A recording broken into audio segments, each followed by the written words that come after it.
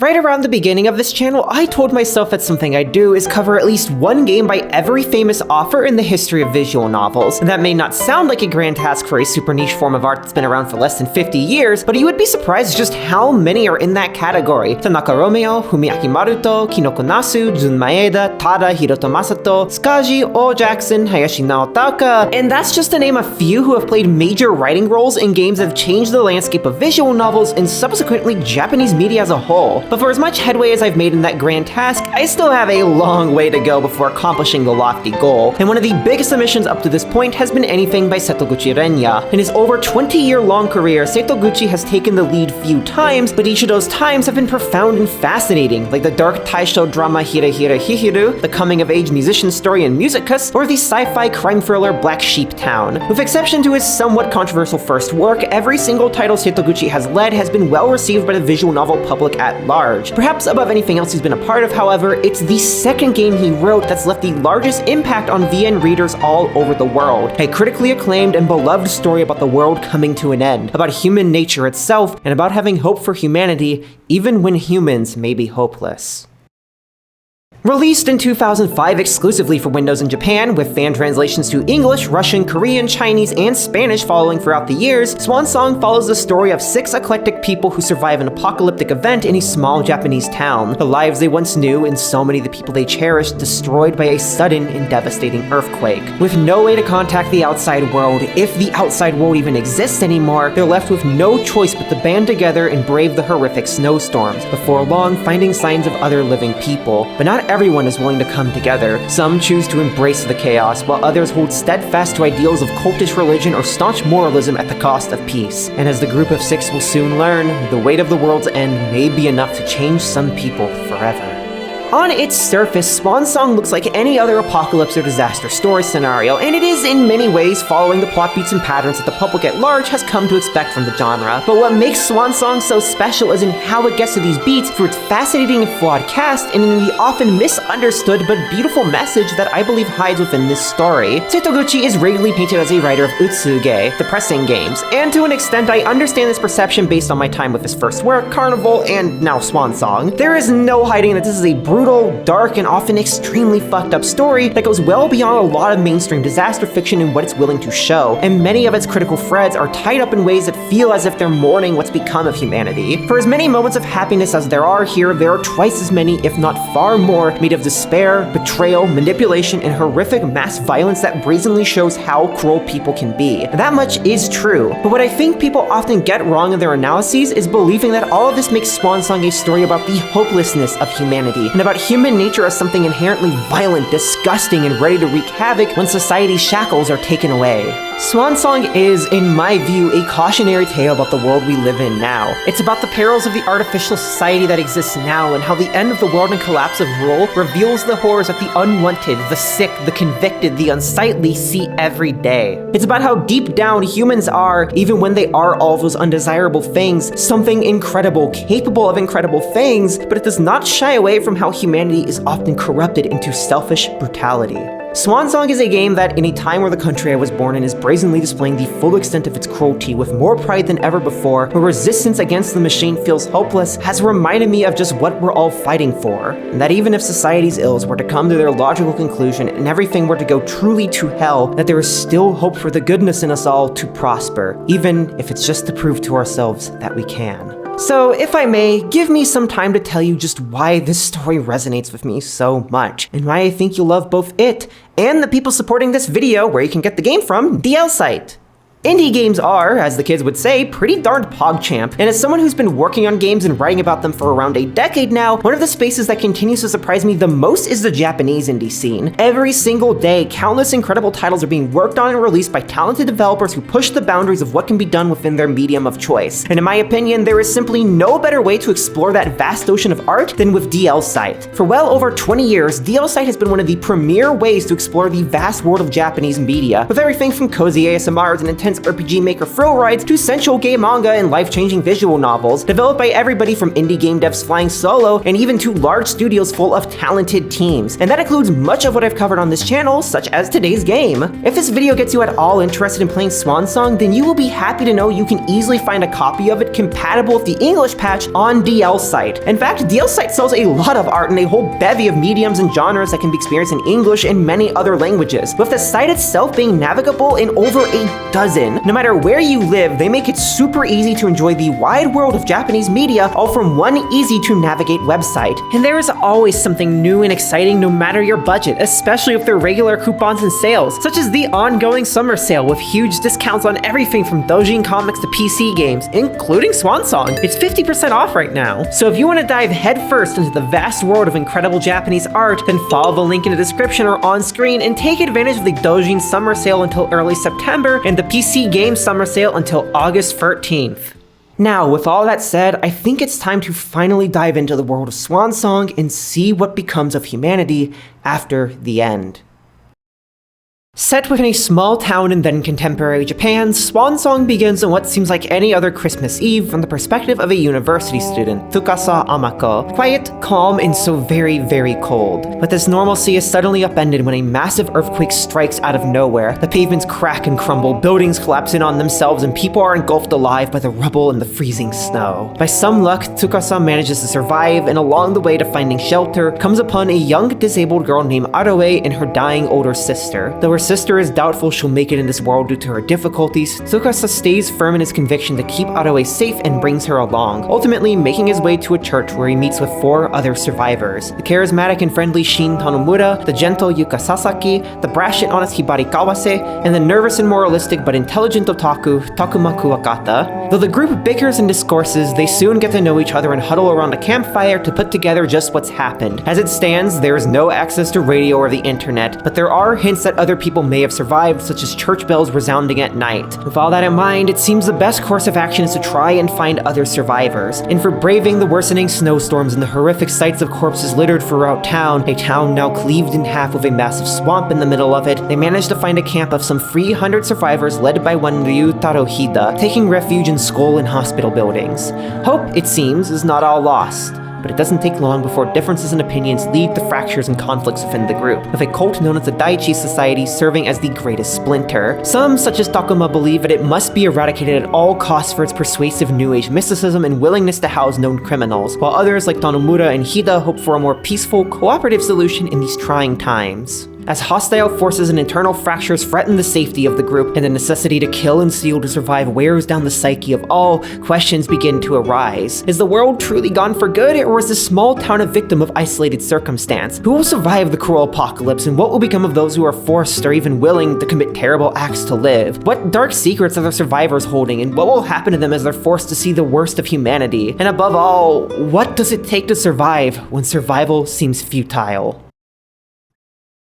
As I mentioned just a moment ago, Swan Song on its surface sounds very similar to a lot of other apocalyptic disaster stories out there. Bad thing happens, a group of unrelated survivors encounter each other, they band together, and eventually falter in some ways due to some unresolved personal problems and the weight of the world bearing down on them. It's writing 101 for the genre, and Sedoguchi manages to take these basics and refine them into something that feels special through sheer gusto alone. Swan Song's world feels real, defined, and grounded. Nothing ever leaps out as absurd or unbelievable to the reader, and it instead feels like a honest depiction of what a localized apocalyptic climate event might look like to those living through it. The prose gives incredible human detail to the way buildings are ready to break at any moment, how conditions reject human life, how everything happening wears down survivors in ways both subtle and obvious, and so forth. It's a world that is always interesting to engage with, and it always feels like it's trying to reflect something about ours back at us beyond merely saying humanity bad, in the same way that great books of the genre, like Olivia E. Butler's Parable of the Sower do. It's something that disaster fiction has always been uniquely suited to do, but I feel it's gotten a little bit lost over time as the genre becomes more and more saturated, which might be part of why this game has gotten a reputation over the years. I have seen many people say that Swan Song is uniquely fucked up with what it depicts, and I mean, yeah, if you're comparing it to Waterworld or Zombieland or something, sure, but compared to some popular literature within the genre, and especially those written by minorities like the aforementioned Parable of the Sower or Primo Muhammad's What Can We Do For You, I really don't think Swan Song is that out of line. That said, however, it is still unflinching with what it's willing to depict. Genocide, sexual assault, kidnappings, and a significant amount more of prose that treats the subjects with the amount of gravitas they deserve. It is deeply uncomfortable as a read at many points, and while that may turn some people away, I'm not necessarily sure you should be totally comfortable with those things. Look, I too enjoy games where I get to senselessly blow stuff up, and I am also extremely normal about the fantasy of being kidnapped by a hot woman who strips me of my humanity and ability to consent, but I do think it's important every once in a while to have art that actually reflects the reality of the world's horrors back to us, rather than abstracting it for funsies. Swan Song is one such piece of art. It walks the fine tightrope of portraying horrific things well, without lessening their impact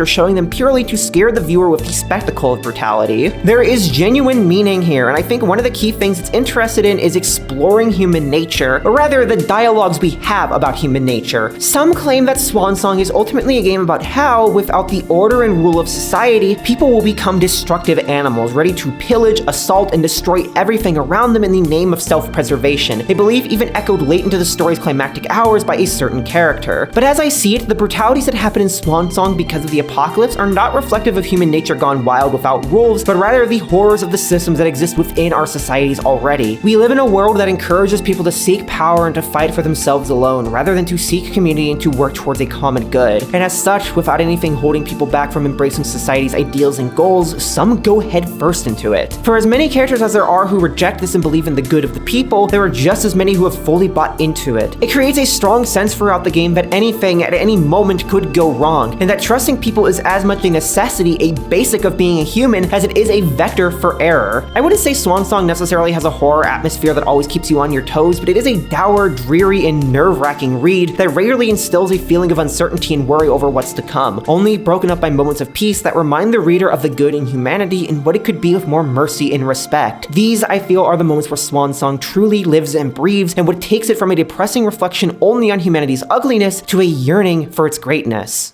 None of this would come together without a solid cast of characters, and Swan Song certainly provides that. It is a rather expansive cast too, with a massive amount of unnamed characters throughout, and over half a dozen named characters besides the original 6 survivors. Some of them are clearly fighting for good and peace, such as Ryu Taruhida, a kind older man who works to hold the survivors group together and welcomes the initial 6 cast members in with open arms. Others, however, are a bit more questionable, such as members of the Daichi Society cult, who act as the religious counter to the secular survivors group and welcome even known criminals if they wish to reform. Because they come into the game right around what I consider the cutoff point for major spoilers in this story, it's hard to say more about them without getting into, well, spoilers, but suffice to say they are the main driving force for one of this game's most thought-provoking topics, retributive versus punitive justice and the roles religion and secular society occupy in that. But the original 6 are the ones who get the bulk of the focus, with Tsukasa Amako arguably being the protagonist. Son of a world-famous pianist and a former aspiring concert player until an unfortunate event irreparably damaged his right hand, he's a quiet, often unemotive person who speaks formally and with great detail, but this doesn't mean he's at all uncaring or lacking for empathy. Quite the opposite, in fact. Perhaps because of his hardships, Tsukasa often shows a lot of understanding for people around him and a willingness to learn, with strong, loving convictions on how the world and its people ought to be. Reflecting all of this, Tsukasa's monologuing in prose has a very dry style to it, to the point that some people consider it info dumping. Practically every single thing that catches his attention gets told to the reader in immense detail akin to a Wikipedia article summary, and while I get how some people might find that tiring to read, I personally found it, at least in the original Japanese, to be extremely engaging. You don't often see this kind of non-fiction book-esque style writing in visual novels, and that specific way of thinking and talking feels very familiar to me as an autistic person. Actually, to be frank, Tsukasa in general just gives off some serious neurodivergent vibes. And beyond that just being interesting representation, it's also important to the themes of the story, as I'll discuss shortly.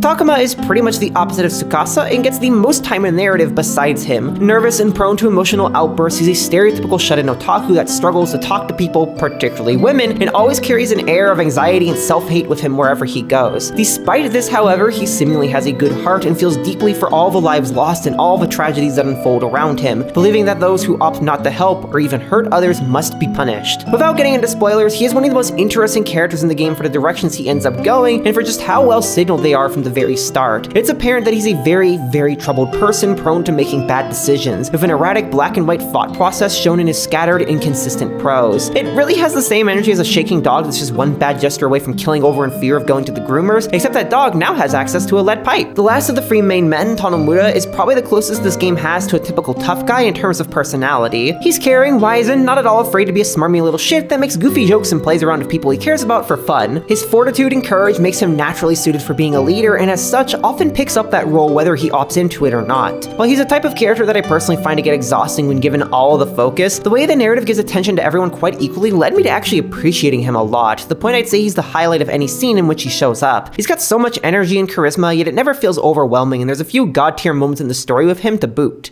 The polar opposite of the friendly oaf is Hibari, a bratty university student who speaks exactly what she's thinking, which is not always nice and peachy. As difficult as that honesty can be to deal with, especially for people like the highly sensitive Takuma, it's also a much needed trait in a challenging time like this, making her quite welcome among the group. Plus, when she is cute and sweet, it's all the more special. Very strong little sister energy coming from her, and it leads to some great chemistry with Tanomura. You can just tell she cares about him, but can't bring herself to fess up to it, and that's just fucking precious. In comparison to her bratty best friend, Yuka is a lot more careful with what she says and does, to the point it can be difficult to read her true intentions and feelings. She often keeps to herself and stays quiet, tending to things like cooking and support for others in her vicinity, with Tsukasa being really the only person she seems willing to completely open up to. Or at least that's how it seems. Her character is very hard to say much about without spoiling practically the entire game, but suffice to say, she might just be my favorite overall character despite not having as many individually memorable moments as Tanomura or Hibari. And then, last but not least, is Atto, a girl who appears to be in her late teens but acts like a young child, with a lack of communication skills leading to outbursts, misunderstandings, and difficulty following along with others. While this sometimes leads people to become frustrated with her, many, and especially Hibari, do their best to understand and work with her, leading them to find her as a welcome presence with a couple of incredible and unique skills. Long before I knew anything else about Swan Song, I saw discourse about Atto and how the game handles her disability. While it's not said until a decent way through the main game, the unique prequel story in a magazine demo, which has been preserved online in text and images, makes no attempt to hide that she is autistic and diagnosed, making her one of the very few examples of not only a canonically autistic woman in visual novels, but maybe the only example of one who has high support needs. And that has led to a lot of hot takes on her character over the years. Some see her as an annoying childish nuisance, others see her as an example of infantilizing autism representation, and yet others see her as a welcome and pure presence in contrast to all the man-made horrors beyond our comprehension. I can sort of understand all the different perspectives, even if they're all varying levels of insulting, but I personally see the secret fourth option. She's an optimistic and honest depiction of autism with high support needs, written by someone who is deeply sympathetic, but still definitely struggles with the trappings people often fall into in writing those characters. The most apparent of those is the way the story, despite having multiple perspectives as a key narrative feature, never gives her perspective on her terms. Though she's treated as someone who is as human and worthy of life as any other individual, the discussions around her can sometimes feel like people are debating her worthiness for her and subsequently wrestling her agency away from her, and into the hands of people who are more capable of expressing it. I get this is a difficult, thorny path to tread when talking about people who are disabled in ways that make self-advocacy as understood by general society difficult, which is a bit of a self-perpetuating cycle because people with things like Down syndrome, high support needs autism, schizophrenia, and so forth are often denied the tools and rights by hostile dominant social structures to advocate on their own terms, which further creates the impression they can't do so at all. But this isn't a video or a game about how society strips disabled people of their advocacy rights, so I'll get to my point and save that for another time. I think it would have been interesting to have a scene from Atto's perspective so we can see how she sees the world, informed by the opinions and perspective of high support needs autistic people and disability activists.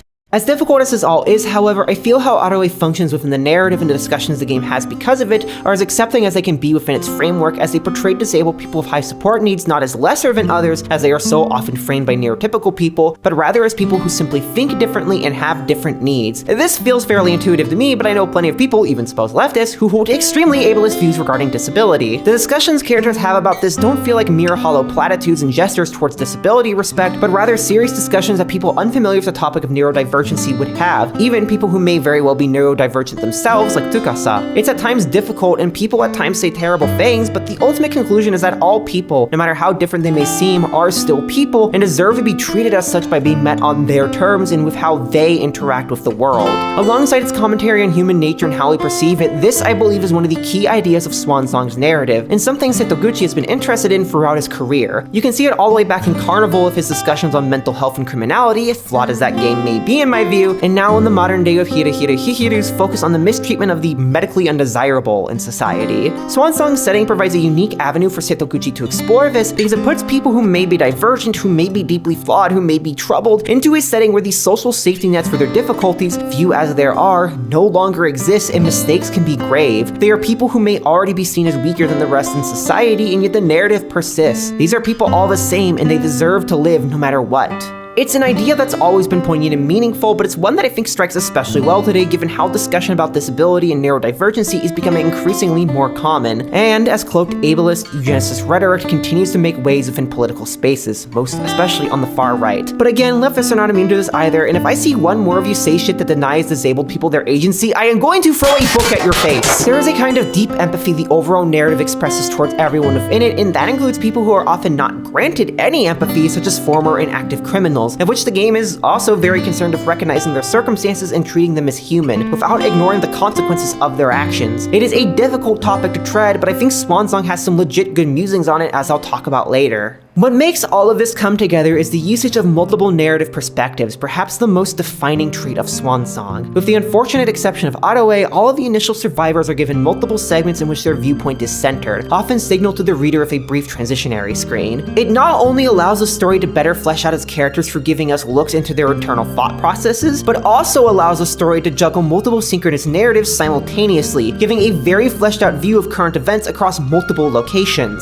The best point of comparison I can come up with is the multi-view format of the previously covered Tsui no Sora and its pseudo remake Tsubihime, but while those games feature entire routes centering different perspectives and with some major divergence points and alternative endings in the case of Tsubihime, Swan Song is an almost entirely linear experience with the exception of a few bad ends, and an unlockable true ending in the game's final hour. On top of that, it's all cleanly segmented into 4 acts with individual scenes, making the whole experience feel organized and easily compartmentalized. Something the game does share with Tsubihime, however, is in how it manages to make the feel of each narrative's perspective unique. A lot of times when I look at multiple POV characters from one writer, there is a distinct vibe to how they write prose in all cases. And to be fair, I don't think this is bad in any way, quite the opposite. I will never pass up an opportunity to read more of Maruto's flowery musings about the world, whether from Parfait's fake-headed goofball Hitoshi or White Album 2's absolute failboy Haruki. But the avoidance of this is why I find myself so fascinated with Setoguchi's writing here. All of the POV characters have their own way of narrating their life and their view on what's happening, with unique speech and thought patterns that go beyond different Japanese personal pronouns. Tsukasa is very dry like a non-fiction book, Takuma is scattered and informal, Tanomura is casual and collected, Hibari is emotional and honest, and so forth. It makes for a narrative that feels like it is constantly shifting in style and tone in a way that adds great variety, but there's still enough consistencies to feel cohesive, especially in regards to how wordy it is. Jesus fucking Christ in heaven, Swan Song has a lot of words, and I realize I probably sound silly as I say it. In fact, some of you are probably saying, Amelie, you fool, it's a visual novel, it's a book. Do you not realize books have words, you pea-brain? You malignant oaf? You impotent little infertile slut, you? First off, thank you for recognizing I'm reproductively useless. I find that fact really erotic. And second, yes, visual novels do have a lot of words, but it's also a medium that typically has a heavy reliance on everything besides its words in order to convey meaning. Sprites, sound effects, backgrounds, music, and so forth all work together to convey mood, gestures, actions, and so forth, so words have to expend significantly less effort on realizing all of that. Because of this, visual novels often feel a lot easier to read than, say, paperback Japanese books, and often have very easy to parse blocks of text. Swan Song, however, pays little heed to this and instead treats all of these elements as supplementary elements working in parallel rather than critical elements working in tandem. That isn't to say things like the voice acting and the score or the aesthetics are superfluous or bad, because as I'll get into, and as I'm sure you noticed, this game is an aesthetic marvel, but rather it is to say that Swan Song felt much more like reading a paperback novel with pictures a lot of the time to me, and I think that's intentional. The vocabulary is much more complicated and diverse than many other visual novels I've covered for this channel, and the game regularly fills the entire screen of blocks of text in one single go, formatted like pages in a book. With visual novels, you often get short chunks you can parse in one glance before you click for the next. But here, no, it's story time with mommy, motherfucker, and your ass is age regressing in the baby cradle. If you really want to challenge your Japanese reading skills as a learner, then I honestly can't recommend Swan Song enough, because for me, it was that exact kind of +1 experience I was looking for after so long of being comfortable with my skills. But if you do not know Japanese, or would rather read it in a language you know better, then like I mentioned before, Swan Song has quite the number of translations. Since I do not know Russian, Chinese, Spanish, or Korean, the only one I can say much about is the English patch created by Yandere Translations, a group led by Tsukihime and Fate Stay Night fan translator Takajun, probably best known outside of those in Swan Song for helping with the patches to Sengoku Rants and Mashikoi. I've previously been critical of Jun's work on this channel, particularly with regards to the quality of their work on Type Moon games, and while Swan Song is noticeably better than those, there's still things worth noting. As far as I can tell, the interpretation of the text is spot on, and it generally does not read in any sort of awkward or stilted way. The issue I have with it is one that's unfortunately all too common to Japanese to English translations, and that's the loss of flavor and voice. voice. Every character in the original Japanese has a unique feel and style to their speech and monologue, while the English translation more or less homogenized it all by staying way too literal to the Japanese text without considering how speech quirks, levels of formality, grammar choices, and so forth affect the feel. The kinds of subtle things that equate in English to using like I am versus I'm or shall not versus will not just aren't represented here, and it strips flavor from the text. However, I want to make clear none of this is to say the translation is bad or that you should not play Swan Song in this way. The English path is still ultimately Swan Song with just a bit less spice, and that is still an incredible visual novel in my book. Plus, the patch works well with the digital release available on DL site, which is currently on sale for 1,500 yen or 10 US dollar dues. An absolute steal in my mind for what you're getting, so I strongly recommend you follow the links in the description to get your own copy, and maybe some other games while you're at it. What is far more of an alright, however, is the artwork of Swan Song, illustrated by the little-known Kawahara Makoto. While they were the lead artists on a handful of other games, including the English-translated Trample and Shotten, as well as an assistant on Kira Kira and Deer Drops, nothing else in their career ever came anywhere close to getting the same success and recognition that Swan Song got. And I would argue nothing else was quite as aesthetically realized as it either. I'm not gonna beat off the bush here. Swan Song is a goddamn gorgeous visual novel with a flair that remains one of a kind to this day. It forgoes a typical arrangement of sprites on backgrounds and occasional full-screen illustrations in favor of something that feels like a living, breathing, self-rearranging manga. Text boxes slide on and off the screen in all sorts of shapes and sizes, perfectly adapted to the screen real estate and amount of text. Character portraits sparsely accompany dialogue to convey expressions to the reader without hiding too much of the background. Comic panel-like inserts are constantly used to set scenes and give context to events, and ever so sparingly are full-screen illustrations used, often to amazing impact. There is so much visual variety in here and so much careful consideration as to how every single individual asset is used in a way you just don't see from visual novels like ever. As far as I'm aware from talking to people who worked in and around the industry, most graphics and VNs are pre-planned and created well ahead of finalized scripts in order to fit around potential rewrites and changes during development, with very few being designed around specific story instances. I have no clue what FlyingShine's project structure was like at the time of Swan Song. Probably an absolute mess given what I know about another title of theirs, Cross Channel, but much like the previously covered 10 out of 10 philosophical masterpiece that is Cross Channel, miracles happened and we somehow got one of the rare studio VNs where every single bit of graphics feels deeply purposeful.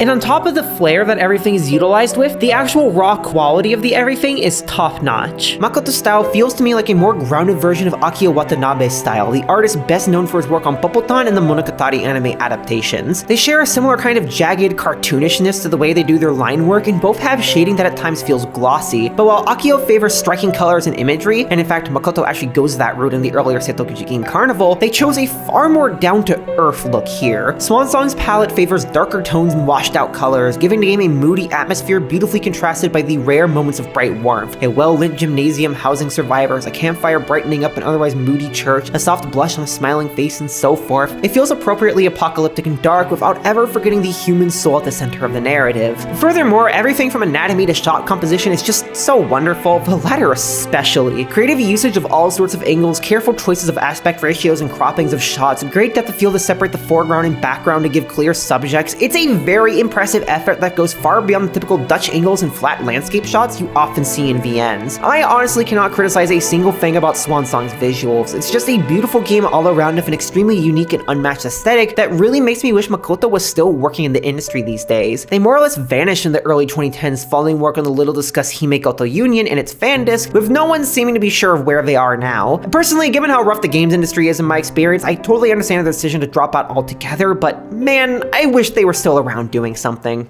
Thankfully, however, much of the rest of Swan Song's staff is still around and kicking, and that includes the musicians. Swan Song's score was composed by Function Sounds, a group with a very extensive track record in the industry, ranging from niche kink games all the way to critical darlings such as Cross Channel and Yume Miru Kusuri. As one might expect from that, Swan Song's score is really good. It's also used a bit unconventionally compared to other visual novels. Rather than have near constant background music as is typical for the medium, Swan Song makes heavy use of ambient sound to set the mood. The whistling of the wind, the light crackles of a fire, the crumbling of nearby buildings, the sounds of footsteps in a snowstorm. It's not something you see very often in VNs, but it's used to great effect and makes it all the more meaningful when music does show up. With well over 20 tracks, Swan Song's score is beautifully atmospheric and diverse in tone, ranging from lamenting and hollow to comforting and soft. If I had to pick just one tune that represents the atmosphere of Swan Song as a whole, however, it would be Grief. Fitting to its name, it's a piece that feels as if it's mourning something lost, with a sorrowful woodwind lead playing over gently plucked arpeggios on the acoustic guitar in 6/8 time, combined with soft synth pads and choirs, and with evocative shifts in key and chord. It's one of the most memorable pieces and a real highlight whenever it plays.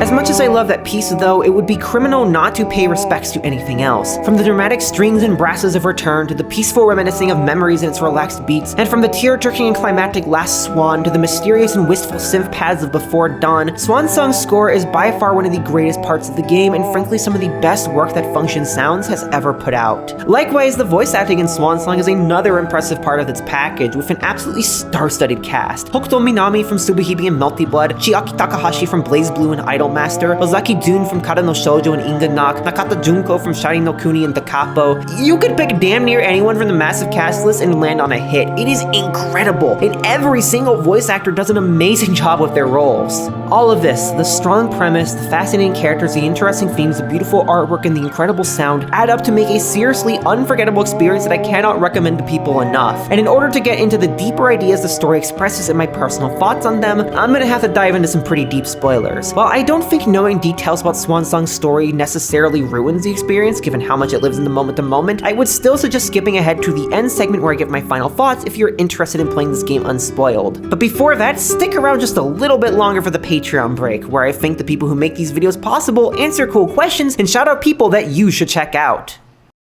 Greetings everybody and welcome to the Patreon segment, that part of the video where I give life and channel updates, thank the folks who donate to make these videos possible, shout out people and things you should check out, answer questions, and other nice things of those sorts. For the first of those, well, thankfully I don't have too much to report on. Things have been going quite stable in my personal life and YouTube's actually going rather well, the last video being one of the best performing in the first few weeks of release. And seriously, thank you all so much for that. And a special thank you to everyone who donates to keep this channel going. As always, I am incredibly appreciative of every little bit of support that's given. With how fucky the state of the world and the economy is right now, and especially as a trans woman living abroad still needing to study the language without any higher education, I am really grateful for the opportunity to make these videos and stay afloat through them. This would not exist without y'all's collective efforts, so again, thank you. And to give back to the community that makes this possible, I am going to take a moment to shout out some cool people and things that you should check out, whether it's things I've stumbled onto myself and like, things that have been recommended by viewers, or things that have been suggested to me by viewers like you. And if you would also like a chance at getting shouted out or want me to shout something else out, then feel free to drop me a line by Tumblr, Blue Sky, email, or Patreon DMs. I am always looking for cool new things to give much deserved attention to. The first of the two things I'd like to mention here is actually a game that I contributed a piece of guest music to, Scene Reapers. It's a work-in-progress visual novel by Puppy Bear Studios with a demo out now, but a person named Lita who gets turned into basically a magical girl Grim Reaper. It's a fun premise backed up by entertaining writing, charming art, and a very early 2000s inspired aesthetic, as you can tell by this GIF that I was specifically requested to put on screen right now. So it all adds up to something that I would really recommend checking out if you're in the mood for an indie VN. And as for the second shout out, I would like to give attention to the work of Ramby Ramblebabble, who runs a YouTube channel called, well, Ramblebabble, where she makes video essays on a variety of pop culture topics with a specific focus on trans topics. Her latest video, subtitled After the Blue Pill, is an exploration of trans films through the lens of Gnostic ideas present within them, making some genuinely fascinating reads on films like The Matrix and I Saw the TV Glow. It's engaging, deeply personal, stylish as hell, and overall well worth the time it takes to watch.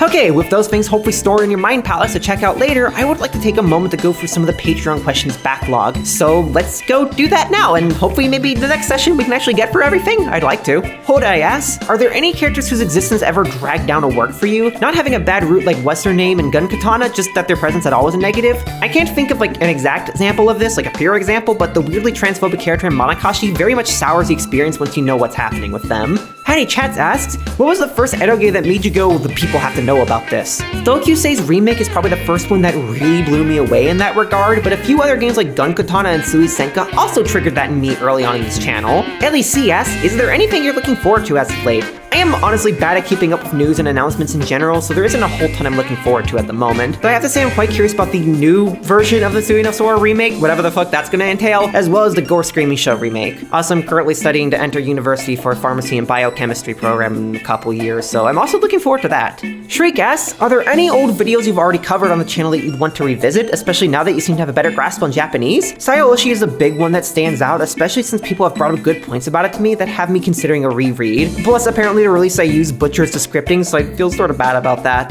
Canon is another one I'd like to add an addendum to as well, given that I think I judged it a bit unfairly going off the messy fan translation.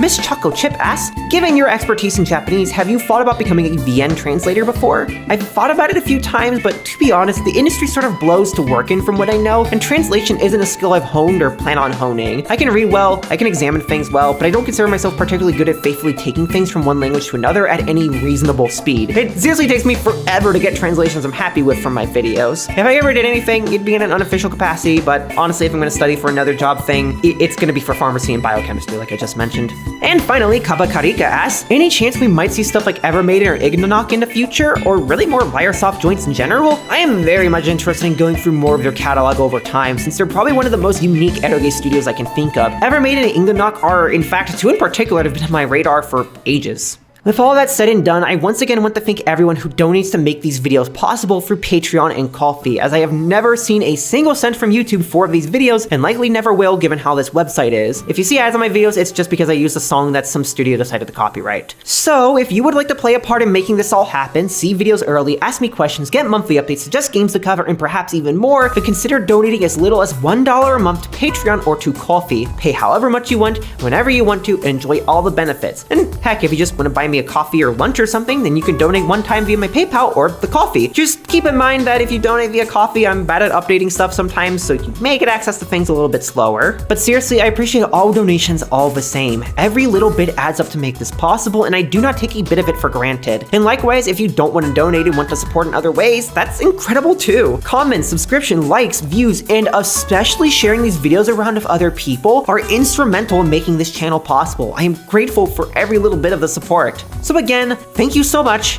and let's get back to the show.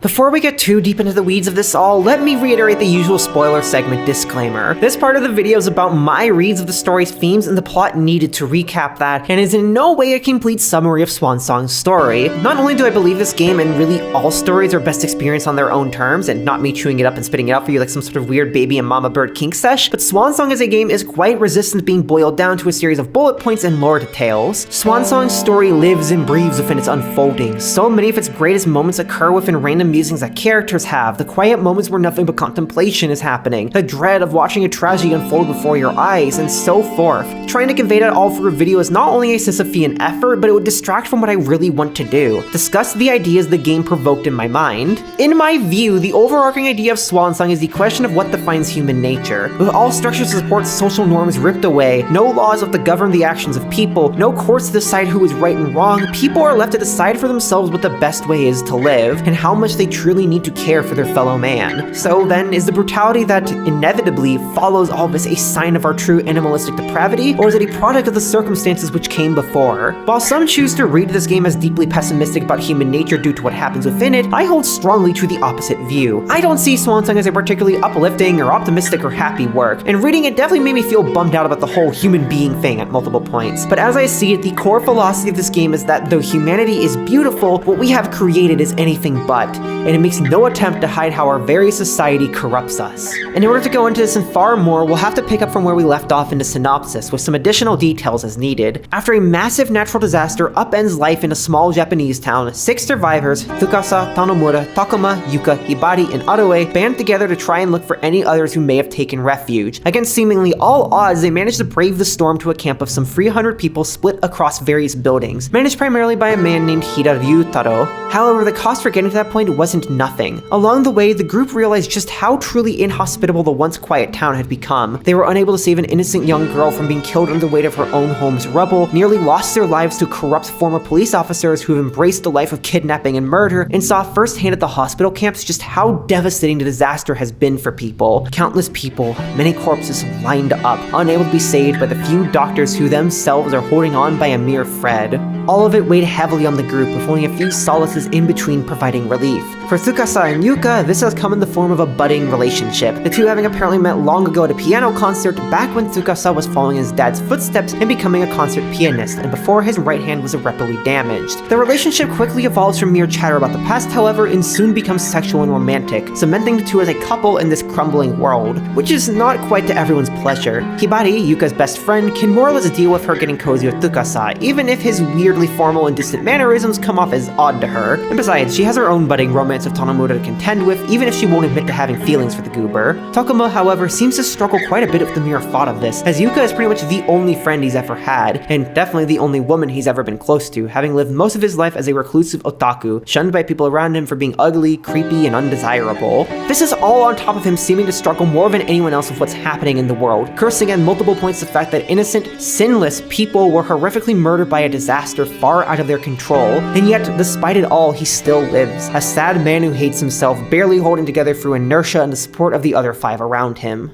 Comparatively, the rest of the group seems effective and distraught by all that's happened, but still with the energy to push forward for the sake of those who are still alive. And Atto in particular seems to not at all comprehend what's happened, still asking at times to see her older sister, even after seeing her corpse lined up with all the other unfortunate people in the hospital camps.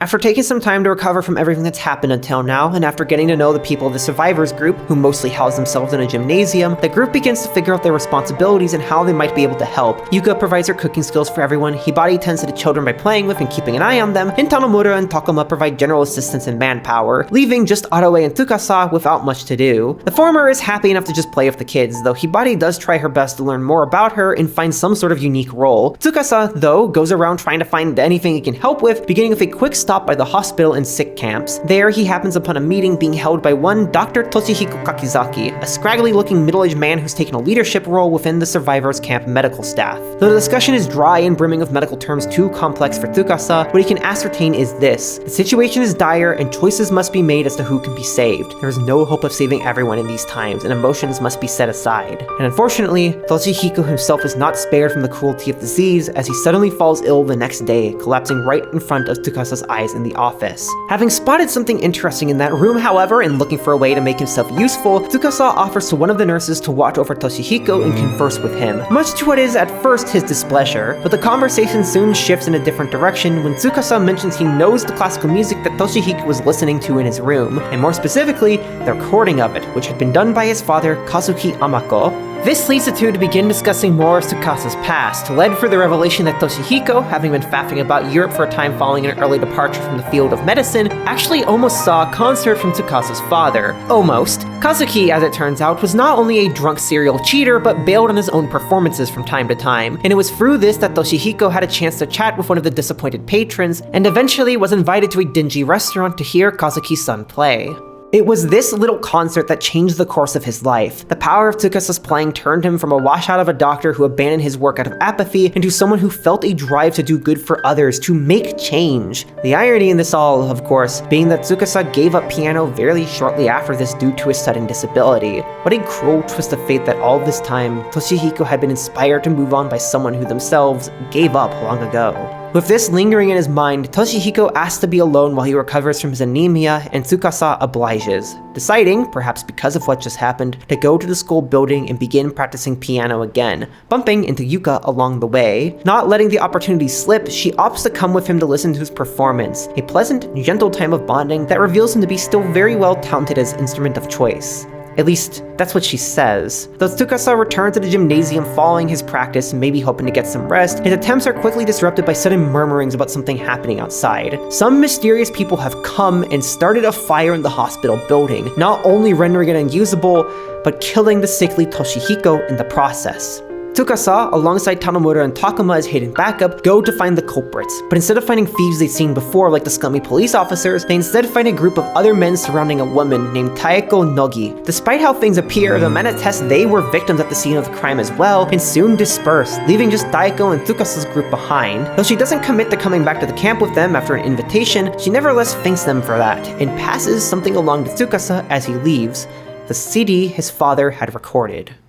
This whole sequence is one of the first parts of Swan Song that really truly got to me in a way I wasn't expecting. The tragic moments up to this point and the pieces of characters' backstory struck chords with me, absolutely, but a lot of that was more in the sense of seeing a greater tragedy unfold. This moment is much more deeply personal and hit on something I think about a lot. It's something that is always on my mind as I create anything, is the potential that art has to affect people and inspire good in their lives. I am not an idealist or extreme optimist who believes it will change the world by itself, but I do believe in how it can inspire individual change in ways that the original artist can never predict. It can be the match that lights a fire. Like, I really don't think the developers of most games I cover know I even exist, and likely never imagine that 20 years down the line or whatever, some trans woman born in the US that lives in Brazil would have their life irrevocably altered by a story that they wrote at the beginning of their career. And yet, here I am, so profoundly moved by words on the screen that I write thousands upon thousands of words every single month about them, hoping to bounce off those works to create something of my own that might yet again inspire change in somebody. I create these videos in hopes of reaching people and maybe, some way, making change in this world I might never get to see. I don't know how what I create will affect people 5 seconds, 5 minutes, 5 hours, 5 years, 5 decades from watching these videos, but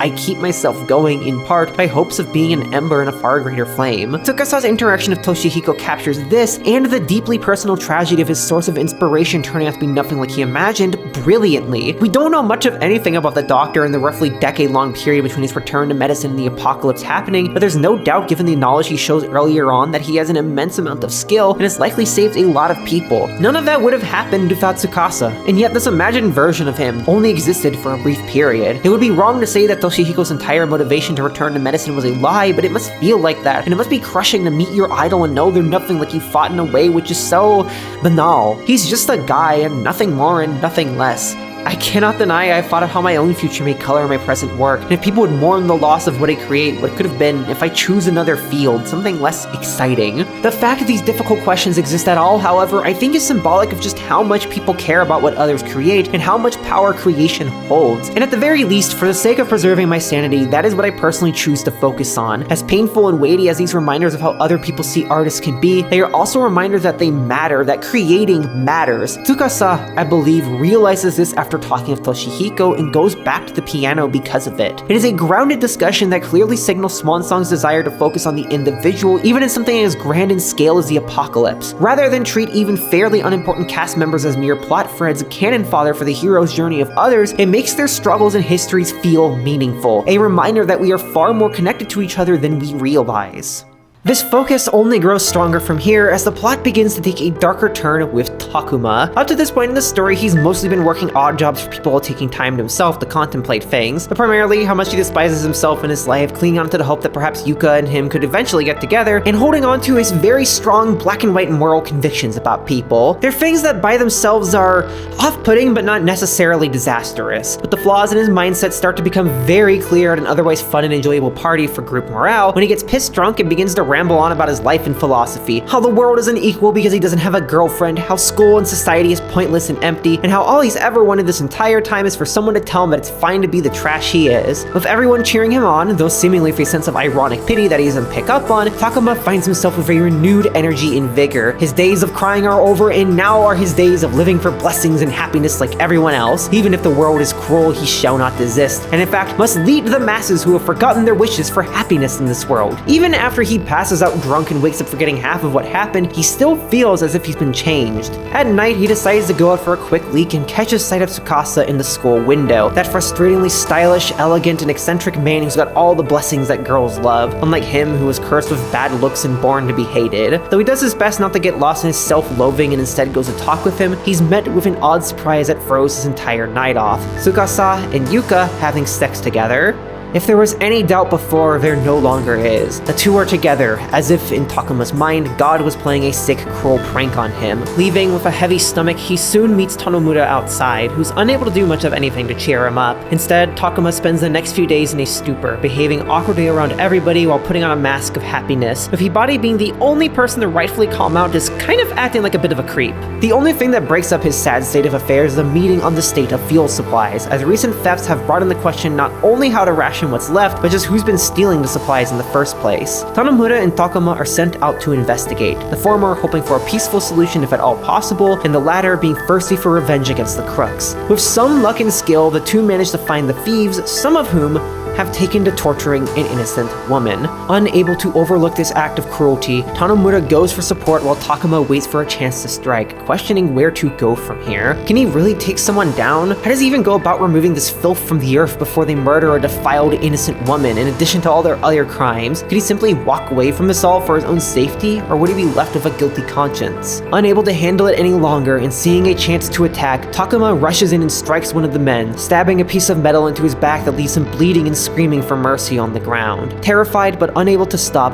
Takuma holds his ground until Tanomura is able to step in and knock out the remaining people, thankfully without grave injuries. With the crisis averted, even with one man dead, Takuma and Tanomura leave with a few hostages in hand, and bring the scared, horrified woman with them to somewhere safer. Days later, the incident involving Takuma stirs intense division within the survivors' camp. Though anyone can agree that what happened was horrific and inexcusable, people debate whether or not it was right for the man to be killed and what is best done with the prisoners. Confinement? Death penalty? Release without warning? Who even has the right to decide, most especially when the victim is still living within the same camp? Hibari, frustrated and trying to discuss this with Tsukasa and Yuka, who are both conflicted on it all, tries to pass time by talking with others and caring for the kids in the camp, but ultimately finds no semblance of solace until far later in the day. After an elongated nap, she finds herself sitting next to Tanomura and truly opens up to him for the first time. She wonders just what kinds of people those thieves were before all this. They must have been normal kids with a mom and a dad who lost things at school, who played the recorder, who attended PE, so why did they turn to this and do something so horrific? Is there no chance for a change of heart? Given that, as Tanomura says, we can't look inside other people's hearts, we can't really say, but it would be nice to trust in them like that. However, not everyone is so open. It appears that public opinion is favoring execution. The sight of the deed has become quite a sight of spectacle for people, and Hibari finds this out firsthand when she walks by there as she's playing with the kids, and hears one of the apprehended men, tied up, screaming for mercy, swearing he'll never do something so awful again. Unable to bear listening to it, she responds to him and tells him that it's his fault for doing something terrible, and that he doesn't deny, but he tries to explain why it happened. His nerves were frayed, he faltered in a moment of weakness while in hell itself, having seen countless people die all around him. All he wants now is one more chance, and to be allowed to live for that chance. Distressed and conflicted, Hibari runs away and goes to bed, trying to sleep the pain of the day away. It's here that we see one of the most fascinating and challenging thematic threads of Swan Song start to come to fruition: justice and redemption. Who is allowed to administer justice? What kind of justice is acceptable to administer? And what leads someone to their opinions about right and wrong? These become incredibly important questions from here on, especially as Takuma begins his descent into cold militaristic logic. Nothing accelerates this further than what happened with the woman he and Tanomura saved, Nozomi Koike, a victim of an abusive household who fled soon after abducted by the opportunistic thieves. Takuma muses with surprising clarity and accuracy for once, or at least so it seems, that the world had reduced her for a time to nothing more than an object of abuse, the role of a victim, her past fading to nothingness in the face of the inhuman abuse that still haunts her. And he supposes that's how it is for everyone now. The lives that everyone was living up until the moment of the earthquake have vanished into thin air. What are left are mere victims, picking up from nothingness with their previous joys and purposes gone. But while he can do nothing for the vast majority, Koike is someone he's able to help, and she more or less demands it, insisting that she owes him for saving her, and asks him to accompany her and tell her whether or not something is wrong, rotting putrid with her body. Takuma, surprisingly, is able to give her some sort of comfort, and from inside him,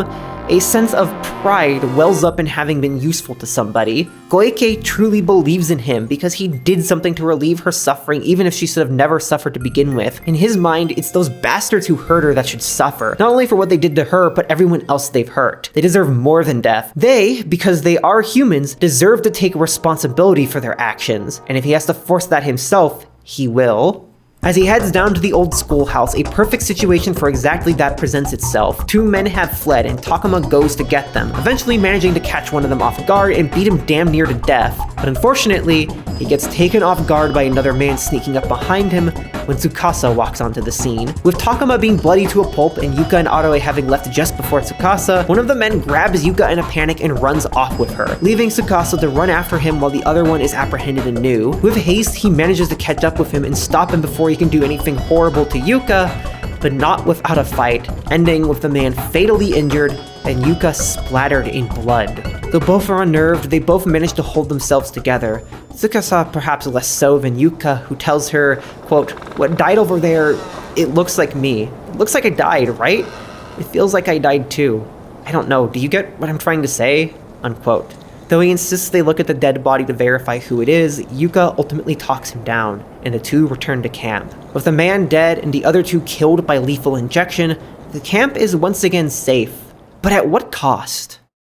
This segment marks the halfway point of Swan Song's story and is where the narrative really starts to shine, as everyone begins to feel the weight of the world on their shoulders and reacts in different ways. What I think best symbolizes this is everything involving Takuma and Koike, as the beginning of their dynamic is deeply fraught in ways that can be surmised but don't immediately present themselves. This is most clear in Takuma's monologue on victimhood. His lamentations on Koike as a survivor of abuse manage to pinpoint a very real social phenomena, while also revealing his own self-centeredness as he too falls into that phenomena. Takuma correctly recognizes that when someone is abused in some way or form, whoever they are before that almost disappears in the eyes of many people, including in the victim's own eyes. To paraphrase him, whatever school she went to, whatever musicians she liked, all of the elements in her ordinary and peaceful daily life have been trampled over by the part of her that is now a rape victim. And he isn't wrong in a broader social sense. People have a tendency to treat victims of abuse as objects and examples rather than full people, instances of human cruelty being done to a person rather than a person. This is only further exacerbated by what being a survivor feels like anyways. While I'm sure that social perception added a lot to my troubles, just the trauma of abuse alone led me to live a lot of my life until fairly recently, with depression, anxiety, and suicidality coloring every single thing I do, unable to imagine for even a second on some days what it must be like to live without this weight, to live without seeing yourself, as Koike describes herself, as dirtied, as putrid, as rotting. It's such a visceral and poignant description in a way I've never seen before. Her whole character really is a fascinating depiction of someone who gets stuck in a horrible situation with horrible people after being taken advantage of, with Takuma being the primary person who consistently leads her along and further hurts her. As out of place as that might seem for a man who spent minutes delivering a monologue about victims in society, consider what's in that monologue, which I haven't mentioned yet. As profound as it is with recognizing how victims are treated in the world, he's not saying a lot of it from the perspective of a person who disagrees. He too thinks to himself what a poor little thing she is and how great it would be if he could be the one to save her from that sad, undeserved fate, and how much he wants to take revenge on those evil people who did this to her, seemingly without even asking if that's what she wants. I didn't catch just how off-putting this whole thing was until I reread it after finishing the game, and it became very apparent to me how he sees Koike as little more than the kind of object he proclaims to wish she was not. He laments the misery of how people have been reduced to victims, yet more or less uses her as a victim to boost his own ego. It's an opportunity to feel useful as a person, to vindicate his beliefs about sin and punishment, to have permission to be upset at something that embodies what he feels as the injustice of the world. And he is right to be upset about what happened. The assault of Koike is horrific and fucked up in indescribably disgusting ways. Anybody would be upset and everybody should be upset. But Takuma channels his anger in a genuinely dangerous way and becomes radicalized through it. He holds on to that frustration and very soon into the story from here, uses it as justification to smite people he even vaguely suspects of disagreeing with his sense of black and white morality. You do bad things, you deserve bad done to you, an eye for an eye. This then begs the question, is he right? Is this actually going to solve anything? As we know from Hibari briefly talking to one of the men, their situation was fucked. They were likely normal people who suddenly got surrounded by death and decay and destruction and resorted to anything they could to survive and have a brief moment of power in a time of powerlessness. People broadly want power when they feel like they have none, but men especially are taught by society to seek it at the cost of others, and those others are usually the marginalized. This is not to excuse what they did. I am not saying some boys will be boys shit because that's fucking horrendous, but I am saying this to make sense of their actions so we can ultimately ask some other important questions. Should these people be allowed a second chance if they are able to learn better? Not necessarily forgiveness or understanding, but should it be recognized they were dealt a horrific hand, did a horrific thing, and subsequently be given another opportunity under better circumstances to do better? This idea is part of the basis of restorative justice, the belief that justice is best served for prioritizing the needs of the victim and their feelings, then understanding the motives and effects on the criminal, in hopes of creating equitable punishment, long-lasting change, and reconciliation. It's gotten more popular over time, especially as issues with the court and carceral systems across the world, with their form of retributive justice, having become increasingly clear to people. It takes quite a while for Swan Song's ideas on this to develop fully, but even at this point, I feel it does a genuinely good job at showing how this is not an easy or even always acceptable idea to put into practice. We have a group of people who have likely been raised with very toxic ideas of social hierarchies placed into a horrific situation, and we have someone who's been horrifically affected by this in a way that no one seems to truly grasp. The perpetrators can't just run free, not especially with the victim around, but one can reasonably argue they shouldn't be murdered for a mistake made under intense pressure. So, what do you do? As someone who has thought a lot about this type of dilemma due to my own experiences with abuse, I feel like I land quite firmly on the side of attempting to create genuine change as opposed to just locking people away. I don't think I can ever forgive the people who have assaulted me, who have used me up and discarded me, who have treated me like I was nothing more than an object to abuse. But I know too much about them to say that they are acting out of some sort of innately evil will. I can't bring myself to believe that they deserve death and are beyond change. Nor do I believe that they're an isolated incident and that the world's ills will go away simply by throwing them to the brig. People hurt others for as many reasons as there are ways to be hurt, and many of those ways stem from larger community issues that feed into personal issues. Society encourages dominance and powers, hierarchies, and us versus them thinking, discrimination and abandonment, and far more. Put more simply, people are not innately evil, but they are molded that way. And do you really believe you can stop that simply by tossing the ones who are unlucky in a cell? That the fires in front of you are the only ones you have to smother while you ignore the lit forest raging behind your back?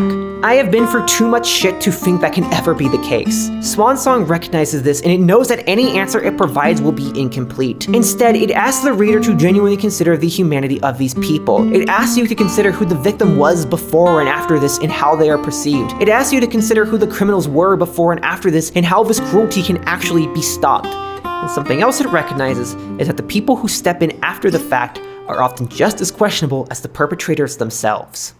Following the execution of the thieves, the situation at the survivor camp changes for the worse. At least one person, unable to bear it all, has taken their own life. Fresh food is gone and what remains are stable supplies like rations. Outside contact has still yet to appear, and a police-like organization called the Vigilante Corps has been formed by Hida in order to keep the camp safe, with Tanomura elected by popular opinion as the unit's leader. The only positive thing in all this, which is arguable at any rate, is that Takuma has more or less recovered from his injuries. Unfortunately, he now looks like incel Solid Snake.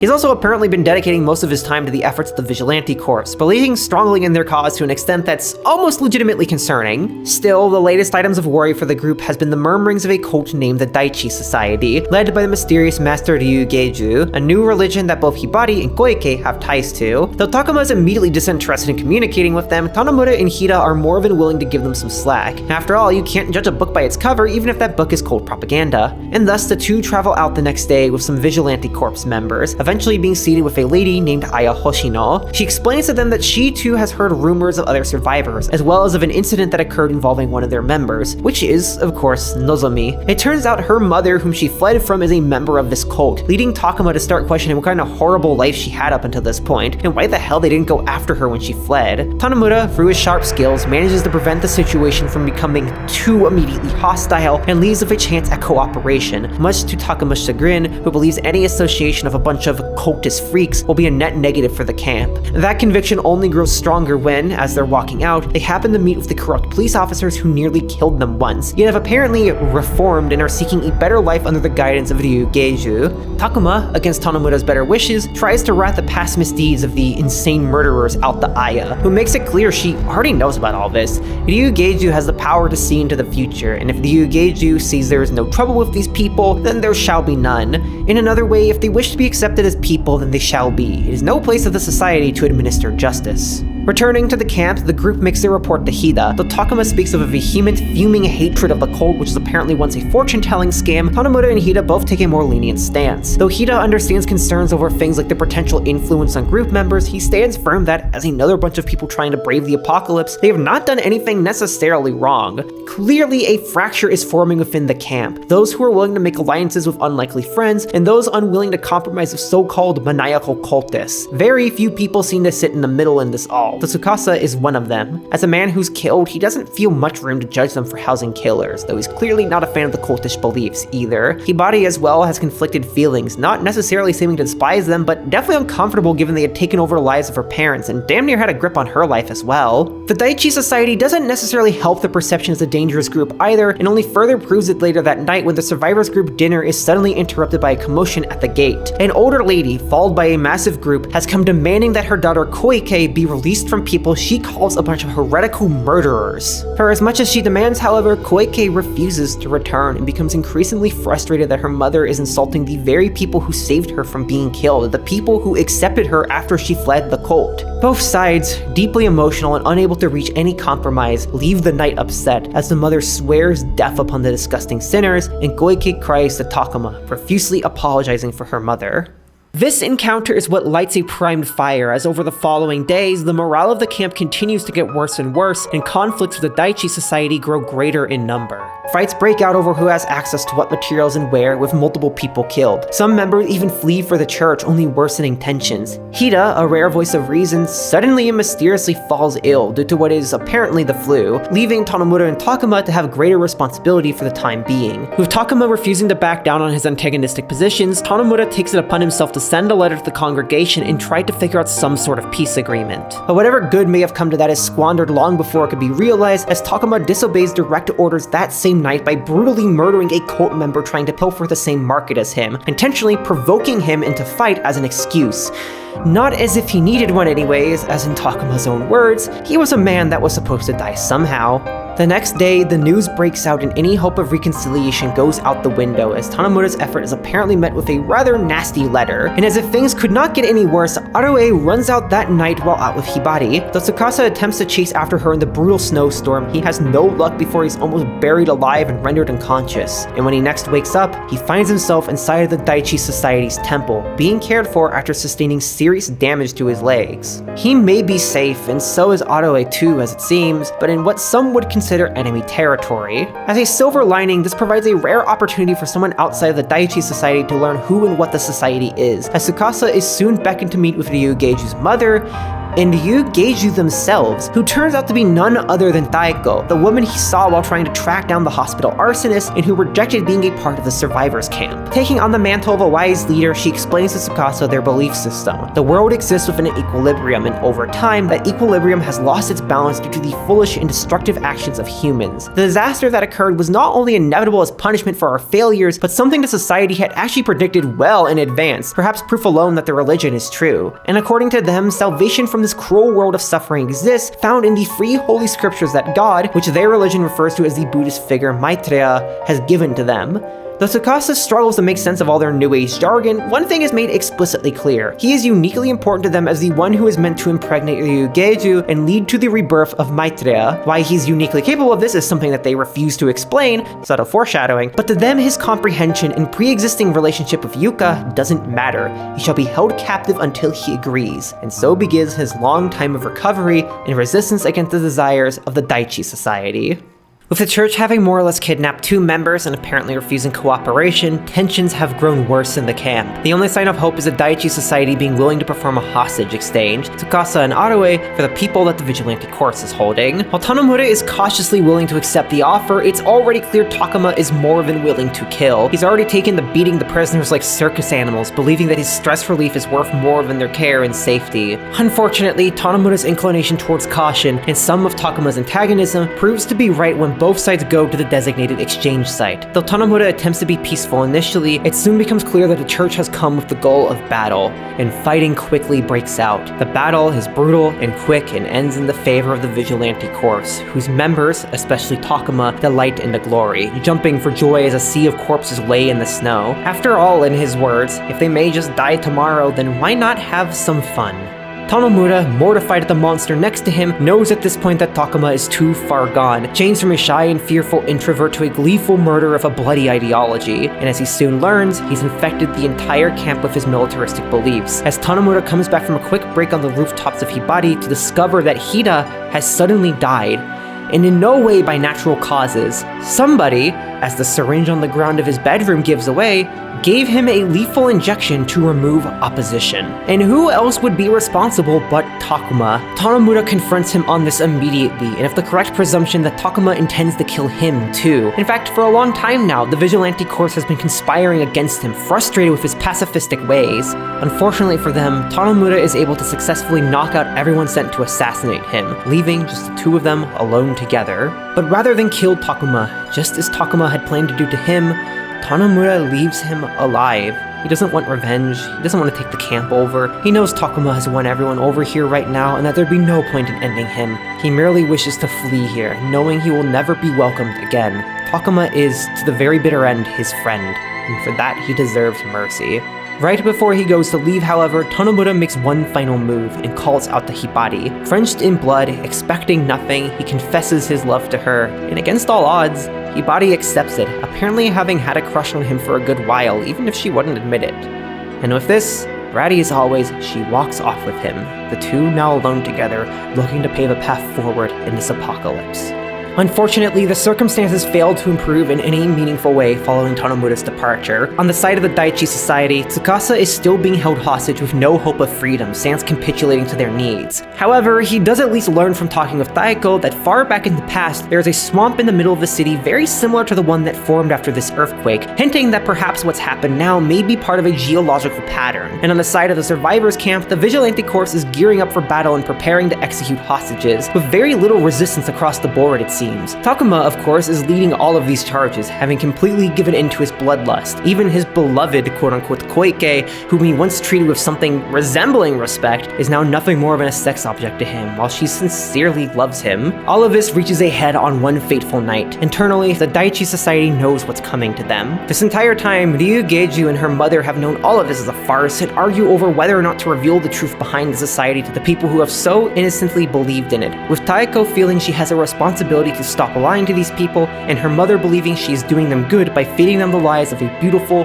foolish dream of coexistence. Ultimately, Taeko capitulates and decides to call the followers to one final holy stand, just as Takuma's people march on. In the end, both sides meet, ready for war. The battle is swift and brutal. Countless people in the Vigilante Corps are burned alive and pierced with spears, but the few who remain are enough to maim and desecrate everyone else at the site of the battle. Takuma, at last, has won. To them, these disgusting, inhuman freak cultists with their absurd rules and beliefs are dead. In his mind, it's only a shame that some seem to have survived, such as Ryu Geiju and the camp's former friends.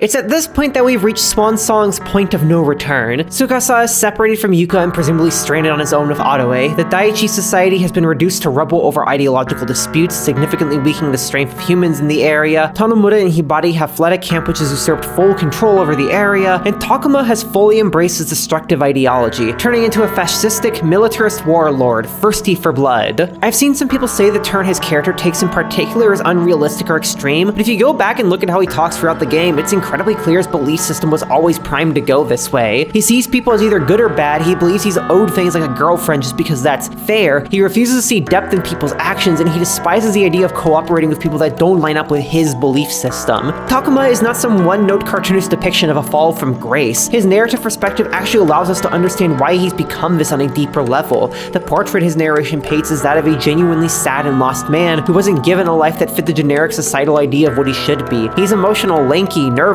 awkward, and above all, scared. He spent his entire life being bullied and given shit for who and what he is, and in response, hates himself. He feels powerless, worthless, and disgusting, and presumably has lived his life filled with very typical ideas of what a man should be: powerful, wealthy, and strong. As a billion other people more experienced in social fields than I am have pointed out, these are the kinds of people who are most likely to turn to destructive ideologies in hopes of being told that they have a place in the world and being able to roleplay being important. Rather than actually interrogate the structures that designate him as all these undesirable things, he instead plays further into them the second he's given a chance to be on top of the totem pole. While I generally deign to call cis-men oppressed in any way, it is something akin to the oppressor reproducing oppression, which is not a natural result of oppressed people gaining power. It's the result of them being denied, unable, and even at times unwilling to imagine better. And in some ways, I understand how people come to this. I also used to be a nervous little ball of self-hate in my teens, frustrated with myself and the world and the environment and everything. Unlike some other people who were raised as boys and deeply online during their youth, I never fell into the far right, and in fact was deeply frustrated that the only group of friends I had online at the time were falling that way. But I was a centrist, quote-unquote, who never actually interrogated anything outside of my very shitty frameworks. As a result, I didn't know how to deal with my queerness, my neurodivergency, my anything besides frustration and self-hatred, lashing out at the world. But over time, I talked with more people who helped me get out of my shell. I found people who cared about me as me, who were legitimately kind, who saw the world as more than a dull hellscape that rejected anyone who wasn't perfectly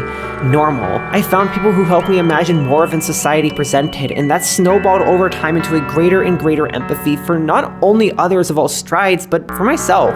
Takuma's issue, or well, one of his issues, is very well symbolized by him wishing to be told that he can be trash. While he is right that it's fine to be trash, in fact, I think more people should just be little trash goblins, he never interrogates what trash is in the context of society. He recognizes that things are wrong, but the only framework he can think within is the one he's presented, that there are people who are born lucky and can dominate, and those who are born unlucky and cannot dominate. And as such, when given the chance to be the latter, he revels in it, perhaps even more so than those given better starting odds, because his earlier persecution makes him feel feel as if he is uniquely gifted and capable. This to me is a genuinely fantastic portrayal of what creates an incel, a red pillar, or whatever zoomer lingo you want to use for Takuma, because it captures something that can create this type of person in the first place. It's a complex interaction between societal inadequacy, uninterrogated rigid beliefs, and a correct sense that something is seriously wrong about our world, but with the blame horribly misplaced. And in the end, this leads him to reproduce the ultimate goal of hierarchical ideology, to wipe out those who do not agree with the dominant class.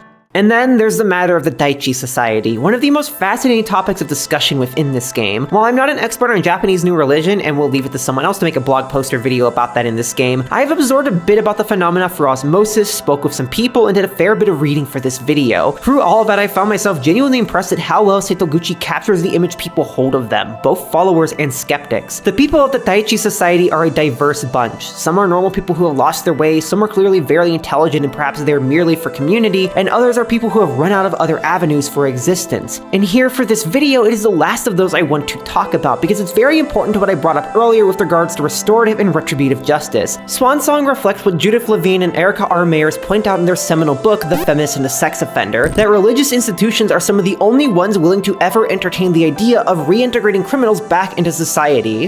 If you are coming out of prison with a sex offense, in much of the US, the only folks you can turn to are Christian evangelicals. The same is true inside US prisons, as secular rehabilitative and educational programs have lost political support. Unpaid faith-based groups have moved in to take their place, offering everything from AAs to GEDs. In many states, non-denominational Protestant Christians make up more than 85% of the volunteers who enter the prison, allowing massive numbers of Christians to enter and proselytize to those desperate for a lifeline, writes religion and gender studies scholar Tanya Erzen. This effectively creates a pipeline where integration comes with the caveat of adopting faith. And regardless of your stance on whether criminals should be permanently jailed or reintegrated, I think we can all agree that having a direct pipeline of criminal to religious convert is not a good thing, especially when religious institutions have long had issues of excusing and covering up illegal scandals of all kinds, especially sex abuse scandals. Obviously, neither solution to criminal actions we see in Swan Song is a genuine solution. One side is willing to perform lethal injections for a sense of justice, and the other is willing to excuse people with little more than a prayer and attestation to faith, which very well mirrors the current real-world struggle that many communities are stuck in. As I said before, Swan Song does not offer answers or solutions to this, but it does provoke thought. And my personal belief, as I have come to from a lot of reading and a lot of thinking on what I want as a repeat victim of sexual assault, is that the best solution we presently have is transformative justice. The ideas of restorative justice mixed with actual political action and organizing. It's not enough to work on a case-by-case basis because the actual causes for what's happened, the community attitudes, the systems in place, have to be investigated, interrogated, and torn down to create something that stops people from reaching the point where they are so desperate to feel alive or to live that they hurt others. Does this immediately solve everything and prevent every incident? No, and it's not meant to. The point of the political action part is to have ongoing work into minimizing things as much as possible. New issues will always come up, there will always be new conflicts, and people will always be failed in new ways. We're never going to make a silver bullet that solves all of that. But the goal is to stomp out as much of this at the roots as possible, so that when things do go south, there are far fewer rotten pieces threatening to spoil it all.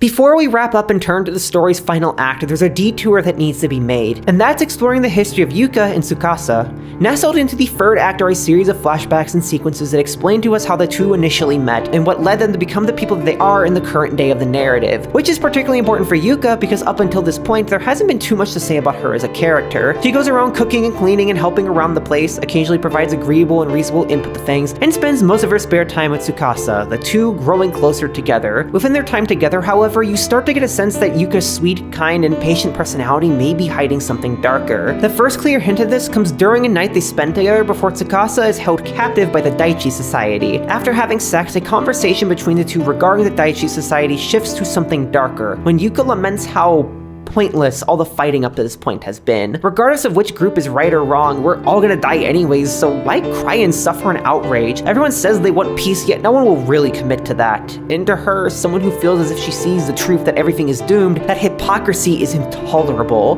Tsukasa, conversely, cannot accept that kind of nihilism. People will inevitably despair in situations like this, and that must be accepted. Throwing away all of your wishes, your hopes, your beliefs, and merely laughing in pure harmony is not true happiness. It's a lie. It's hollow. Ultimately, the two end up disagreeing, and while Tsukasa puts on a cordial face, Yuka can clearly tell that she's hit a weak point for him and calls him an idiot under her breath for pretending he isn't upset. It's a scene of character building that builds genuine suspense over who these two are and why they feel the ways that they do about humanity, and it gains significantly more depth when we learn both struggled with difficult childhoods, yet both came to very different conclusions about humanity. Yuka was sickly of a weak heart, so much so that she accepted that she could die at any moment from a very young age, and dedicated herself to her favorite hobby, playing the piano, with such a reckless abandon that it almost killed her out of what is presumably stress and overexertion. And Tsukasa was isolated with an abusive father, never able to be a kid like he should have been, barely knowing any of his moms for a while, and instead was sacked with absurd expectations of what he could become. Their paths crossed entirely by fate, as they both happened to be going to the same piano competition. But while Tsukasa shined on the stage and looked to a bright career afterwards, Yuka was so impressed by his skills that she gave up after hearing him. A painful twist of irony too, given that Tsukasa injured his hand very shortly after when attempting to meet with Yuka again and thank her for being the first person to ever reach out to him.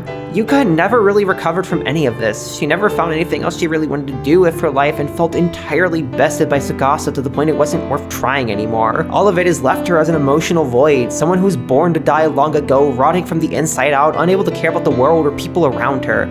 Except, of course, for Tsukasa, whom she's certain she loves, at least as certain as someone who doesn't know themselves and how they feel can possibly be. How nice it would be, she wonders one day by herself, to be swept away like a princess to somewhere else, somewhere far away from this hell and worry about nothing anymore, just as Tanomura had done with Hibari.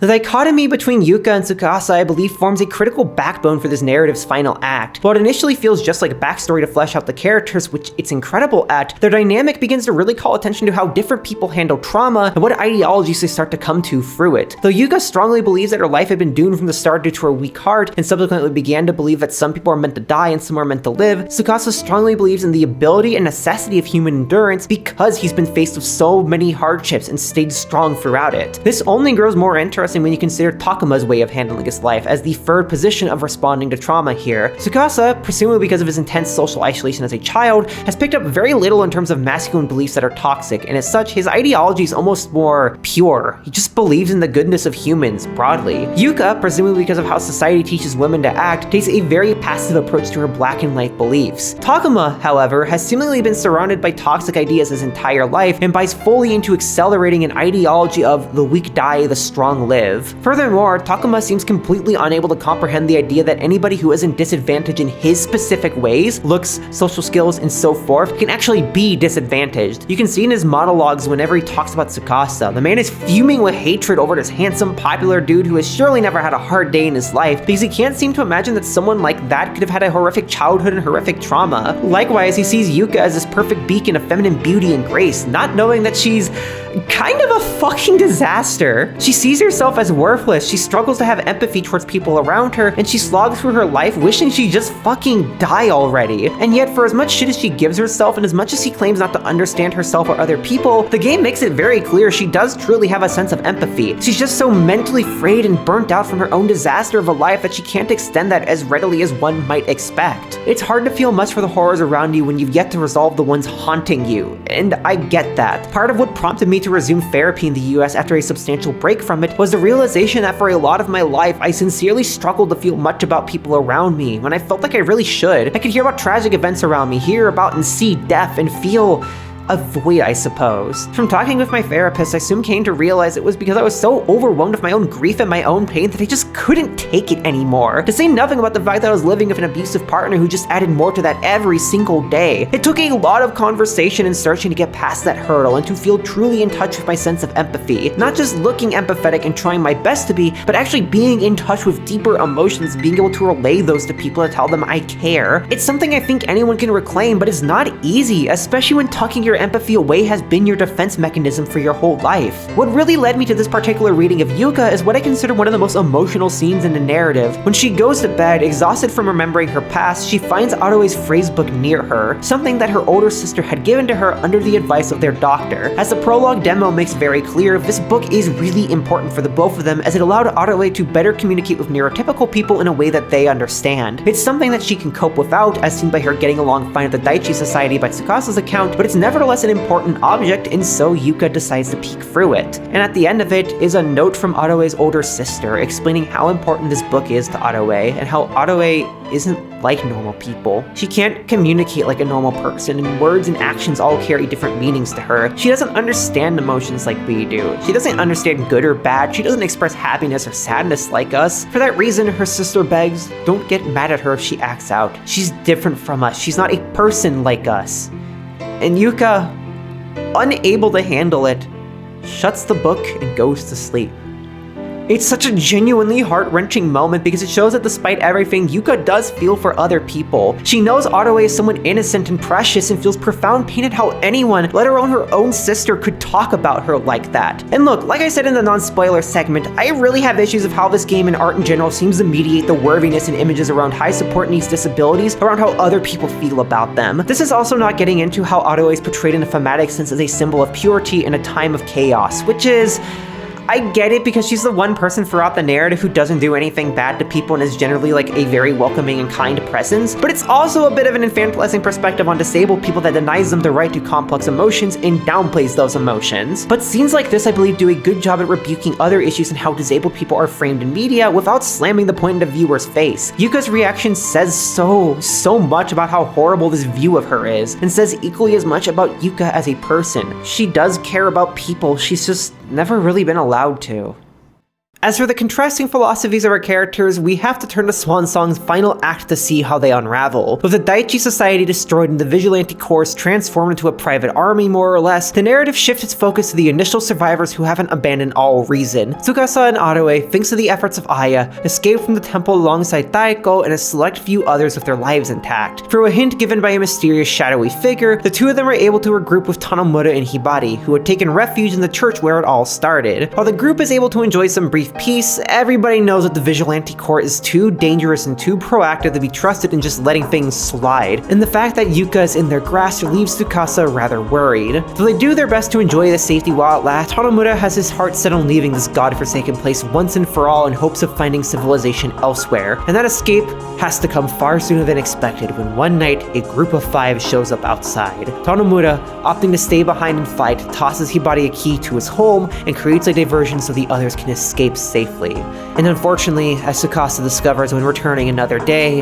his life is lost in the battle, leaving only him, Otoe, and Hibari alive. Hopeless from the death of the one she loved and facing her wit's end, Hibari, after walking for God knows how long, is ready to keel over and give up on the world. Unwilling to stop here, however, Tsukasa gives her a little pep talk in the form of a story, recounting how, after his hand was injured as a child, his father and doctor both told him to give up on the dreams of playing the piano with varying degrees of kindness. And yet, he's never stopped trying, even though it's not gotten any easier or much better. As useless as that effort may be, Tsukasa feels like it's better to recognize that, but to keep trying and trying anyways, to keep fighting, rather than to deceive himself of reality like his father had, who ran away from everything of women and alcohol yet never could escape that pain engulfing him. He gets why he did. Looking at his useless hand, he knows there are things out there painful enough to make someone give up on it all. But maybe, eventually, if he keeps trying, he'll be able to defeat that frustrating, despair-inducing thing in front of him that's making his efforts useless. And he knows Hibari is strong enough to be just like that. She can't lose. She won't lose. Even if it feels meaningless right now, she can't accept defeat until the bitter end, until she gets to punch that stupid, despair-inducing thing in front of her.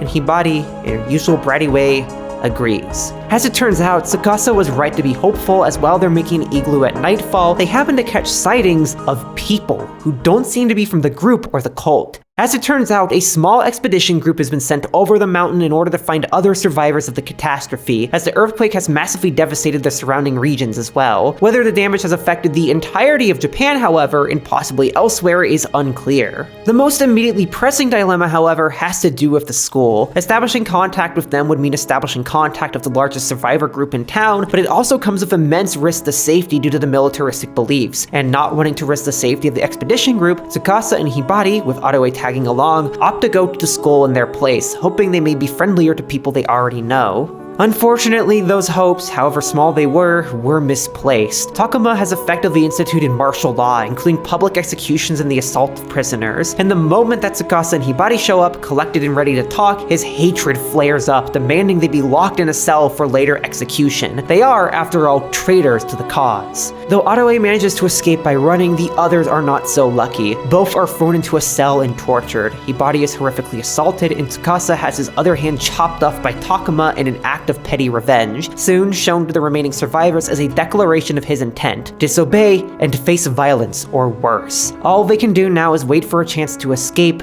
and rot in the cell. But next to them is someone they don't quite expect to see: Taiko. While Tsukasa and Co. were wandering after the passing of Tanomura, she, freed from her mother's grip, decided to reveal the truth of the Daiichi Society to the remaining followers, that there never was any god and that their prediction of the earthquake was not divine prophecy, but an educated guess based on past information, told to the public as a religious prediction due to the uncertainty around it. In the end, she is little more than a fortune teller who has lied to those in search of truth and dreams, and for this, her followers abandoned her, and have left her to rot on her own, eventually ending up in the cell, a fate she is more than content to accept, denying any help from staunch allies who knew all about her lies, like Aya. For the first time since the incident, Tsukasa finds himself next to the frail girl. No longer is Ryugeiju, an isolated woman groomed by an abusive mother into a guru, but as Taiko, a scared and sad woman. Though Hibari has some clear bad blood of her based on her affiliations, she's still not overtly hostile to her and even offers to help her escape. It turns out that key which Tanomura tossed Hibari before his escape isn't actually for his home, it's the key to the prison cells, and it will not be long before they escape and the storm truly begins.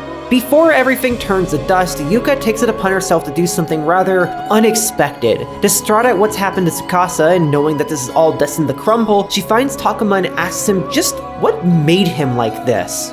And on the terms that he can ask whatever he wants of her after she asks whatever she wants of him, the two sit next to each other and Yuka asks one question after another. We learn of Takuma's troubled household, his traumas, how he put absurd expectations on a woman he knew, and it ultimately becomes clear that he is someone who's perhaps never really lived a happy day. He is a sad, pathetic husk of a man who has made it everyone else's problem. Before Takuma can make his request of Yuka, however, their talk is abruptly interrupted when Koike comes running into the room and screams at Takuma that he's being taken advantage of by a disgusting, horrific witch. In response to her insulting the woman he's obsessed over all this time, the woman he actually cares about, he attacks Koike and forces her away. Just as this happens, Tsukasa's group uses Hibari's key to escape their cell, reconvenes the expedition team who had also been captured, and informs the gymnasium that they're going to orchestrate a mass escape. Unfortunately, the Vigilante Corps quickly takes notice of what's happening, and what ensues is a hellish, horrific sight. Buildings catch on fire and burn innocents alive, people attack each other in a mass panic, unsure who is a threat and who isn't, and women and children are slaughtered en masse. It's frankly one of the most horrific scenes in any story I've read, and it perfectly demonstrates what the inevitable end of fascistic, militaristic, hierarchical order leads to: a massacre. The desire for violence for a good cause leads to groups eating themselves from the inside out, and before long, everyone sees everyone as an enemy and the world becomes engulfed in a frenzied need for individual survival. All of this because one man chose to embody all the ills of society that hurt him in the first place. Even that very man, Takuma, watching safely from the school building, is astounded at what's happening. All those fools, those slaves to their primitive regressive genes, have chosen to scramble for survival over following logical and clear rules to create peace. Even now he believes his ideology is correct. Yet, as he says to Yuka, who is now bound to a chair in the classroom, he can't deny there's a part of him that loves seeing this chaos and calamity. It's the end of this twisted species, everyone freed from the suffering of this world. Conversely, Yuka seems hardly affected by it all, and only asks him if Tsukasa is safe. A foolish question to Takuma. What does that matter? It's only the two of them now. He could just kill her if he wants. Why is she not quaking in fear at this? Why is she not thinking of him? Why can he not escape his fate as little more than a wretched, pathetic clown? Why, after all of this, is he still a pathetic, worthless person? Just as he contemplates this, Tsukasa bursts into the room, drenched in blood from having killed countless people to escape the crowd. Takuma lashes out against him, assuming he's just here to laugh at him and ridicule him in their final moments. But as Tsukasa says, the only one ridiculing Takuma is himself, a man who is afraid of his own wishes and desires, so convinced of his own worthlessness and uselessness that he believes nobody else could ever understand or sympathize with him. As a child of an abusive father who had the one thing he loved torn away from him, Tsukasa knows that thinking well. But as someone who has persisted in life despite it all, he also knows humanity isn't something that can be stopped by roadblocks and dead ends. Every single one of us suffers and is born with nothing, yet many of us do incredible things. Humans dream of incredible things and make them happen. Our entire history has been nothing but us dreaming of incredible things and making them happen. Is that alone not proof of how incredible humanity is? Takuma simply cannot see it that way. He sees nothing incredible about our accomplishments. All he's ever wanted is to be with another person, to live with them, eat with them, fuck them, and nothing more. These great dreams, the beauty of humanity as Tsukasa sees it, are worth nothing to him. And besides, has this apocalypse really not proven to him what humans are at their core? With all civilization gone, humans have, as he sees it, reverted into primitive beings. That is humanity. But this chaos, that kind of hedonistic, empty life Takuma purports to desire, as Yuka says, that's not what he really wants, is it? Unable to handle that dagger, Takuma hits her in rage, and Tsukasa steps in and begins to fight him, with Goike soon appearing again to try and take aim at the bastard herself, enraged that at no point was she ever truly loved or seen as anything more than a toy to him. But as if God himself had had enough, another earthquake suddenly appears and ends the fight unceremoniously. Takuma and Goike are buried under rubble and left for dead. Everyone outside has been killed, murdered, or has fled. Tsukasa and Yuka are the only two left. Though they cling on to the vague hope that perhaps Hibari and Adoe are still alive, the two find after arriving at the church that even they, some of the most innocent people in this all, have been buried alive under the rubble. And it is this that breaks Yuka's exterior and leads her to reveal how she truly feels. That everything is meaningless and hollow. She knows she should continue to push on until the bitter end, but she can't stop herself from wondering what the point even is. Why live if there's nothing joyful to live for? Why is she, this husk of a human who has lied to everybody, still alive? Because it's not just people like Goike or Takuma she's tricked. She's kept things hidden from Tsukasa too. She's pretended to be a virgin just in hopes of impressing him, when in reality, she had been with many men before him just for the hell of it, never actually caring that much about any of them. She feels she cares about Tsukasa now, but she doesn't even know that for sure. Everything she's saying only to serve her own ego, knowing that if Tsukasa dies here and now from his wounds, that she'll have said the ugly truth to him and taken the load off her shoulders. How odd is it that such a horrible, joyless, cursed person has made it this far in life? How frustrating it is that even now, Tsukasa tells her platitudes about all humans being beautiful, when he surely cannot understand what's truly disgusting and horrific in this world. What it is like to be overlooked and ignored, faced with the reality that the only person you've ever truly felt the thing for is about to die right in front of you. Tsukasa, undeterred by her pain and regret, attempts to change the subject and asks her if they can resume the work Adoe had been doing at the church. Because for the short time that they were there in the beginning, she spent much of her days attempting to reassemble the statue of Christ that had fallen from the first earthquake, a symbol of humanity. While Yuka is initially hesitant, convinced it's futile, Tsukasa motions forward to complete the task even with his injuries. Even as Tsukasa is dying, even as Yuka is wrapped up in her own mind, the two are still able to put together a monument to humankind, not as a tribute to God or any other religion, but to the people they loved who they lost along the way. It doesn't matter how pointless it is, it doesn't matter if they're the only ones who will ever see it. What matters is it could be done and was done. What matters is that the two of them are together as the bright, shining sun beats down on them, smiling at the beautiful sky they fought so hard to see again. Perhaps if people come to save them, Tsukasa muses, he can bring more smiles to people's faces with the piano. Perhaps with that, he can reach the hearts of so many people that humans are meant to do. Swan Song's normal ending is, in my opinion, one of the most tragic and beautiful and meaningful endings to any visual novel I've seen. It perfectly encapsulates everything the story is trying to do and say, the spiral of personal failings and the grand catastrophes, the clash of ideologies, and the beauty of humanity as a species that makes dreams into reality, even when it may mean nothing in the grander scheme. But what I find most fascinating in it all is what it says about human nature and how we perceive it. A recurring theme I've always found frustrating in disaster media is the painting of human nature as something unkind, brutal, and unforgiving. When social order collapses, people are said to turn into bullies, abusers, rapists, and violent murderers who form antagonistic factions with no interest in cooperating with others across ideological lines. As it goes, people will inevitably work to preserve themselves because we are selfish beings only truly concerned with the self. This narrative extends far beyond disaster media, of course. It seeps into our news feeds. Every time a natural disaster occurs, the media, and particularly the right-wing media, focuses on how people are apparently looting stores, assaulting women, and wreaking havoc upon the social order. Counterintuitively, people just love to destroy their own community, which is proof we need strong leadership. Except, As it turns out, this is not the case. During the aftermath of a disaster survivors are focused on immediate survival needs, and they tend to rely on one another to address those needs.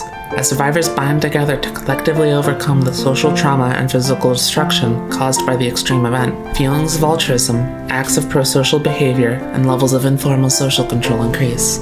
Although the media tends to portray images of chaos and subsequently perpetuate the notion that disasters lead to a breakdown of the social order, our study shows that disasters diminish most forms of criminal activity. As Zahran points out in their article as well, this does not mean all crime diminishes. Domestic crimes, for example, can rise, but as Sheikhi and others point out in their 2025 paper, quote, when pre-disaster crimes are high in society compared to societies with less crime, post-disaster crimes such as looting will also be high. In other words, the criminal acts that people perform in times of disaster, in times of need, are not born out of innate cruelty, but often out of the constructs and circumstances of their localized society. With this in mind, can we really say that human nature is cruelty when cruelty is so often born out of horrible circumstances? This is what Takuma seems to argue. He fully believes that the true form of humanity is the ills of society. The things that have caused him to resent being a weak, frail, skittish man are not toxic ideals of masculinity or hierarchies that demand the weak fall into line, but human nature running its course. And subsequently, all of his grotesque vigilante activities are normal too. He has become powerful and therefore he is right. Human nature is a brutal struggle for power.